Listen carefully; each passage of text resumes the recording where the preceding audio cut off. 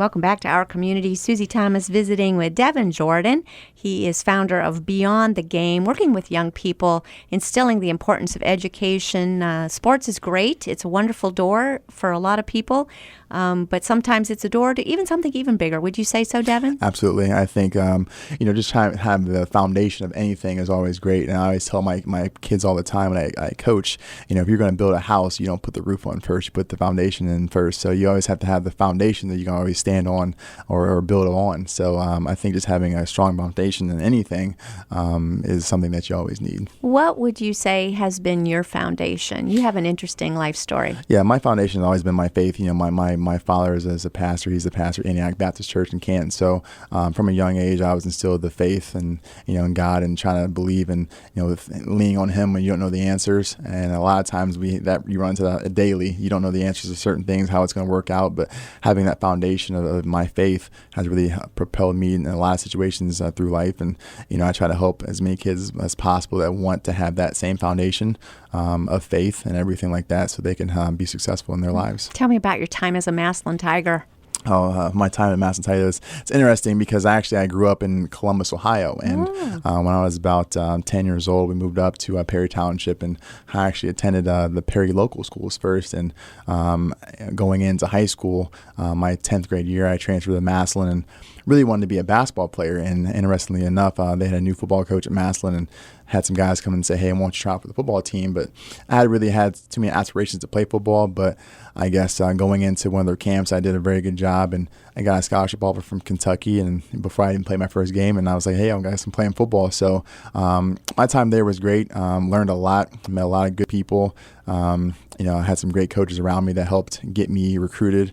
Won a lot of football games, got a lot of good teammates around me, and broke a lot of records, had a lot of fun, and really, at the end of the day, got me a scholarship to play football and go attend college for free, so at the best university in the country. So really, at the end of the day, that was all I wanted to do, and succeeded at doing that to where, 5 years after that, I got my degree from Ohio State University. Very cool. So at what point did being a professional football player then, because going into high school, that wasn't the plan, but somewhere along the line that changed? And it's funny you say that because even, I want to say my junior year at Massillon, I was a really big standout at that point. I had a bunch of yards, breaking a lot of records. And to me, I was one of those guys that wasn't really concentrating on that. I wanted the team to win. So people would come up to me, Devin, you have 1,000 yards receiving. No one's ever done that in like 10 years. I'm like, I don't know. I guess that's pretty cool. So, at the end of the day, I'm like, hey, we're doing pretty good. We're 8-1. We're playing McKinley next week. So that to me, that was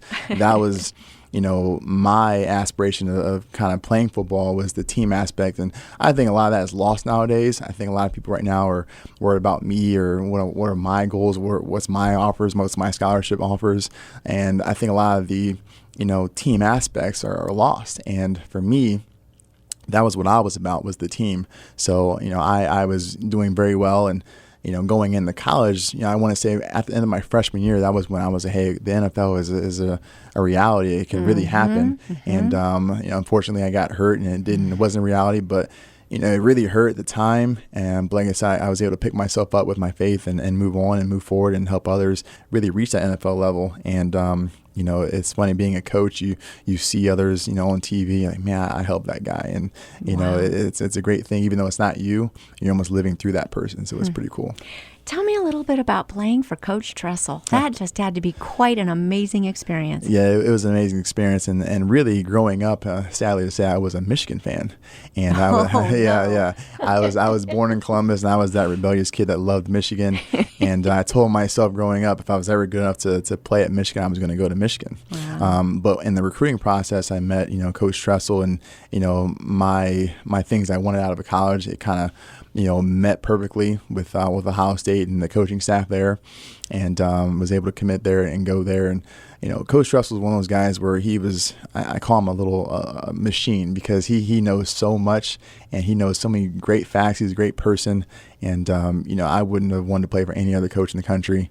And I still think he's one of the best football coaches of all time. And it's amazing to see that he's a president of a university now. And that kind of tells you a lot about him. He cares about kids. He cares about the people around him. And he's impacted so many lives in this area, in the state of Ohio and across the country. And he's one of those guys where he goes to an event and he'll stay to the very end just to shake everyone's hand, just to say, hey, make a difference in everyone's lives he touches. And that's why so many guys that I played with or have played for him will say the same thing, that he was, phenomenal in so many aspects. Yeah. What years were you playing for him? I played from 2003 to 2008. Those are the years I was at Ohio State under Coach Tressel. Remind me how you did during that time. Yeah, we I want to say we won 3 Big Ten championships. We went to the national championship game twice, 2007, 2008. We lost both times, and it's kind of funny how I got there the year after they won the national championship in 2002, and we lost twice in my senior year. But it was a great experience because I tell people all the time, most people don't even get to play in those games or be a part of that, and I was able to do it 2 times. But like I said, at the end of the day, it was a tremendous experience playing for Ohio State, and they got some crazy fans and some great experiences there, and meeting a lot of great people from across the world. Connecting with a lot of people, and it's just a great place to be. And unless you've kind of been there and met a lot of people, people don't understand how great of a place Ohio State is, and it will continue to be. Everyone needs to be in that stadium at a game at some point. That's got to be on everybody's bucket list at some point. You've got to see that. Do you agree? I absolutely agree. And I think once I got into the stadium for the first time and was able to see everything, it was like, man, this is a special place. And what's even funnier is, once I played and I came back after I was done playing, you actually realize even more what you were a part of. And I was telling my wife this when we went to the national championship game when Ohio State played about a year ago in Dallas. It was amazing how, looking from the outside, how big of a thing this was. And I'm thinking to myself, man, I was a part of this twice. Being a part of the national championship game twice, and you don't really realize it when you're a part of it. But looking from the outside a little bit, you're like, man, this is a big deal. And I went to the spring game, I want to say this April at Ohio Stadium, and my son, who was only about 4 months old at the time, and I texted one of the coaches that I know down there pretty well, and I'm like, hey, it's my son's first time in the horseshoe, can we do something special? So they gave us sideline passes, and we're on the field with the players and taking pictures, and it's kind of like one of those things where he doesn't realize it now.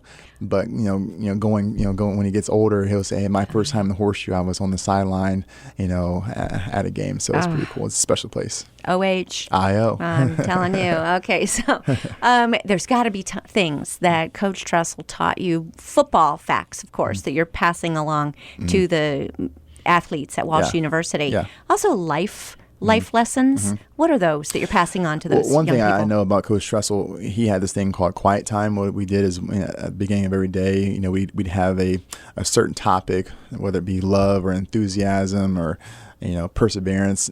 We'd have a section that we read. Let's say we were going through love for the day. So we'd have a bunch of quotes or Bible verses about love, and we read for about 5 minutes, and read and just think about what that means to you. And we'd go around the room and say, what impacted you in reading, these messages about love. And it kind of hits you because at the end of the day, like I said, you learn a lot through football, but at the end of the day, you want to kind of grow as a young man. And so for me, I try to, with my players now, I try to give back in a ways of knowing that it's not just about X's and O's, it's about relationships, it's about, the intangibles of life that can kind of help you through your next, I guess, aspect of life. So for me, with Coach Tressel, that was one thing I really admired about him. He would teach us more than just football. And he would make us learn everyone's names. He'd give us a test and say, hey, we got to know who, number 38 is or who number 99 is. And if you didn't know everyone's names, you'd have to run at the end of the camp. So he kind of realized that, you can't, be a part of a team and not know who's next to you. It's not going to work. So the more we kind of knew who everyone was, the closer we'd be and the better we'd become as a team.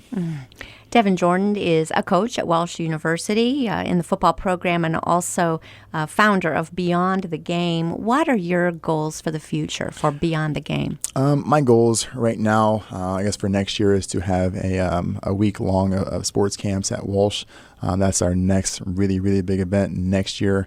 We will be having a bowling event at AMF Lanes probably in January, but really just want to raise funds for our cause and really want to just impact as many kids as possible possible, get them the message of education and help them, learn about their sport at Walsh. And like I said, at the end of the day, we want to send as many kids to college camps as possible to help themselves get recruited. That way they can, they can gain their aspirations of, getting their degree and visit colleges and kind of know, hey, I don't like this school, I might like that school. Because sometimes when you have, like for me, in my case, I wanted to go to Michigan. I was like, I'm going to go to Michigan. But until I visited Ohio State, I might change my mind. So a kid might be growing up saying, I want this school, I want this school.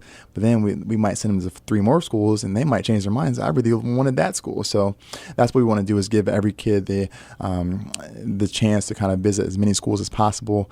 And really at the end of the day, we want to help as many kids get the degree as possible. It's a different kind of recruitment style, because to not just really be promoting, you certainly are letting them know all the benefits of attending Walsh University, but you're giving them the option to take a look at some others as well. Yeah, definitely. For the youth, like I said, our youth camps will be at Walsh, so we obviously want to give them tours of Walsh while learning about their sports. But as they get more serious into their sport and they want to say, I want to kind of venture out to see other schools, as long as they're keeping up with their grades and active in the community, we'll give them funding to go visit Wittenberg or Capital or Tennessee or Toledo or Kentucky, wherever they want to go. That's in the allotted amount that we give them to kind of go venture out and really see schools, see different cities, and really help themselves get recruited, because sometimes, kids might need funding to go to these camps, but they don't have the money. So how do they get the money? Well, we're going to help them say, hey, you've been doing a good job in the classroom. You've been good in the community.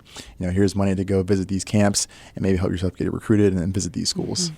So the idea then also that they would be able to get football scholarships to be able to make college possible as well. It could be any sport, and it's not just football. I mean, we're talking about soccer, basketball, volleyball, swimming, cheerleading, anything that Thank involves... you for saying cheerleading's a sport. Thank you, yes. Devin Jordan. Anything that involves, athletics, we want to, help people, pursue their dreams of maybe just playing that sport in college. And even if they don't even go to play sports in college, if they just have the aspirations to do so, if they want to go visit, Mount Union and are thinking about, playing soccer, but they're not going to play soccer, but at least we're sending them to the school to see the school and, hope they get a tour of the campus, and, maybe we'll help them do that. Do you foresee, Devin, that this could become a national movement? I do, and so many people tell me that because they love the idea, and, yes. Not many people have done the exact model that we're doing, but at the end of the day, we want to start small, and, I guess Stark County really helped me,